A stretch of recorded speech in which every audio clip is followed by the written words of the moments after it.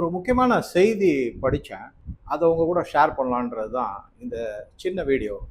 இது எதை பற்றி அப்படின்னா, தமிழக பாஜகவில் இருக்கக்கூடிய மீனவர்கள் பிரிவின் தலைவர் திருமதி சீமா அவர்கள் ரொம்ப நெகிழ்ச்சியோட பாரத பிரதமருக்கு மிக மிக நன்றி அப்படின்னு ஒரு உணர்ச்சி பூர்வமா ஒரு தகவலை வெளியிட்டிருக்காரு. இது எதை பத்தி அப்படின்னு பாத்தீங்கன்னா, உங்க எல்லாருக்குமே தெரியும், இப்ப இந்த ஈரான் வளைகுடா நாடுகள்ல நடந்து வரக்கூடிய போர் எப்படி இருக்கு, அதனுடைய சூழல் அங்க எப்படி இருக்கு.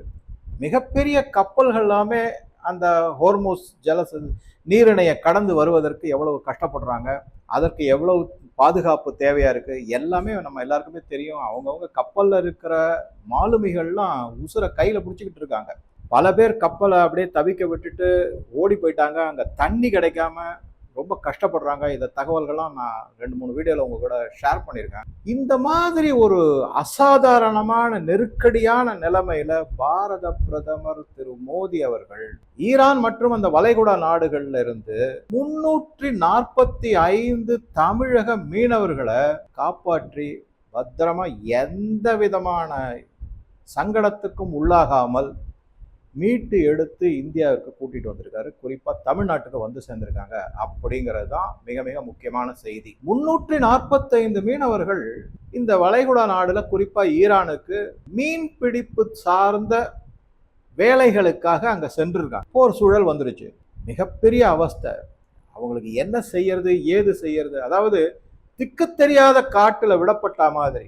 பண வசதி கிடையாது, ஆள் பலம் கிடையாது, யாரையும் கான்டாக்ட் பண்ணக்கூடிய இடத்துல அவங்க இல்லை, யாரையும் சார்ந்து உதவி கேட்கக்கூடிய நிலைமையிலையும் அவங்க இல்லை.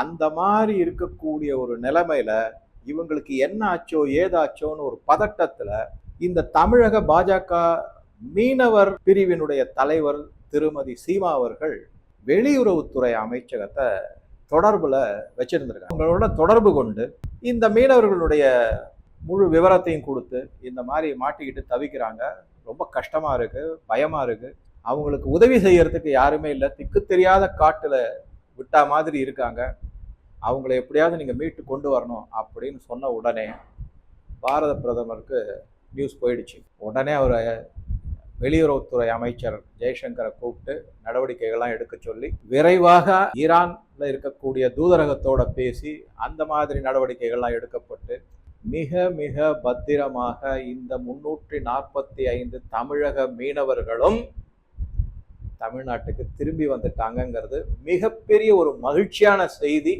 அந்த ஒரு நெகிழ்வான தருணத்துல தான் இந்த மாதிரி ஒரு நன்றிய திருமதி சீமா அவர்கள் பாரத பிரதமருக்கு தெரிஞ்சுட்டாங்க. நம்ம எல்லாருக்குமே தெரியும், பல இடத்துல போர்கள் நடந்தது. ஏமான்ல நடந்தது, யுக்ரைன்ல நடந்தது, பல இடங்கள்ல இருந்து இதுவரைக்கும் பாரத பிரதமர் அவர்களுடைய நல் ஆசி மற்றும் நல் எண்ணம் முயற்சிகள் மூலமாக 6 லட்சத்திற்கும் அதிகமான இந்தியர்களை மீட்டெடுத்து இந்தியாவுக்கு கூட்டிட்டு வந்திருக்காங்க, எந்தவித பாதிப்பும் இல்லாம. சமீபத்துல கூட நீங்க எல்லாம் பார்த்திருப்பீங்க, ஈரான்ல படிப்பதற்காக சென்ற மாணவர்கள் பலரையும், குறிப்பாக காஷ்மீர்ல இருக்கக்கூடிய இஸ்லாமியர்கள் அவர்கள். ஆனா இங்க எல்லாரும் என்ன சொல்லுவாங்கன்னா, மோடி வந்து இஸ்லாமியருக்கு எதிரானவர் அப்படின்னு சொல்லிட்டு இருப்பாங்க.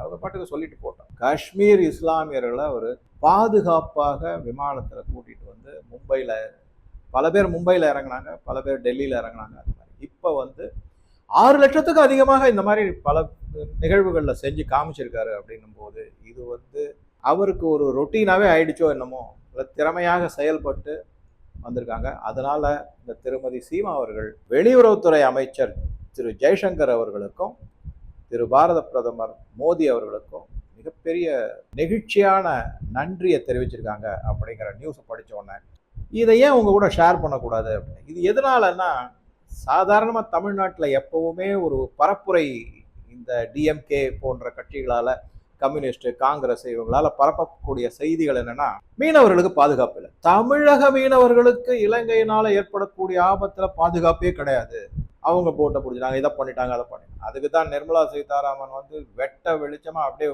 உத்தரவாதத்தோட பதில் அளிச்சாங்க. கடந்த 11 ஆண்டுகள்ல எடுத்து பாருங்க, ஸ்டாட்டிஸ்டிக்ஸ்லாம், புள்ளி விவரங்களை பாருங்க, எத்தனை பேரை நாங்க விடுவிச்சிருக்கோம், எத்தனை பேரை காப்பாத்திருக்கோம், எல்லாம் சொல்லி கிளியரா சொல்லியிருக்காங்க. அதை பத்தின டீட்டெயில்ஸ் வந்து திரு ராம சீனிவாசன் விவரமா சொல்லியிருக்காரு தன்னுடைய ஒரு காணொலியில. அதையும் நான் ஒரு வீடியோல ரெஃபர் பண்ணி சொல்லியிருக்கேன். ஸோ இப்போ இந்த நிகழ்வு 345 மீனவர்களுடைய உயிர் காப்பாற்றப்பட்டுள்ளது. போர் சூழ்ந்த ஒரு அசாதாரணமான சூழ்நிலை, ஒரு மிக மிக பயங்கரமான சூழ்நிலை, உயிருக்கு ஆபத்து விளைவிக்கக்கூடிய ஒரு சூழ்நிலையில் இருந்து இந்த மீனவர்கள், தமிழக மீனவர்களை காப்பாற்றி கொண்டு வந்திருக்காருன்னா கண்டிப்பாக அந்த கிரெடிட் அது திரு ஜெய்சங்கர் அவர்களுக்கும் பாரத பிரதமர் மோடி அவர்களுக்கும் கண்டிப்பாக நம்ம நன்றி தெரிவிக்கணும் அப்படிங்கிறத எனக்கு பட்டுச்சு. அதனால தான் இதை உங்க கூட ஷேர் பண்ணுறதா இருந்தேன். இதுக்கு நடுவில் இப்போ லேட்டஸ்ட்டாக வந்திருக்கிற நியூஸ் படி என்ன அப்படின்னா, நேற்று அதாவது சனிக்கிழமை 4ஆம் தேதி ஏப்ரல் அன்னைக்கு 6 மணிக்கு அவங்க தமிழகம் வந்துட்டாங்க. அவங்கள மலர் கொத்து கொடுத்து வரவேற்றது, நல்ல இந்த மாதிரி நல்லபடியாக வந்து சேர்ந்துட்டீங்க, கடவுள் ஆசீர்வாதிப்பாருங்கிற மாதிரி பியூஷ் கோயல் மத்திய வர்த்தக அமைச்சர் அவர் இங்கே தமிழ்நாட்டில் தங்கியிருக்காரு. தேர்தல் வேலைகள் எல்லாம் பார்த்து அதில் ஈடுபட்டு எல்லாம் முன்னெடுப்புகள்லாம் செய்யறதுக்காக இருக்காரு அவர்.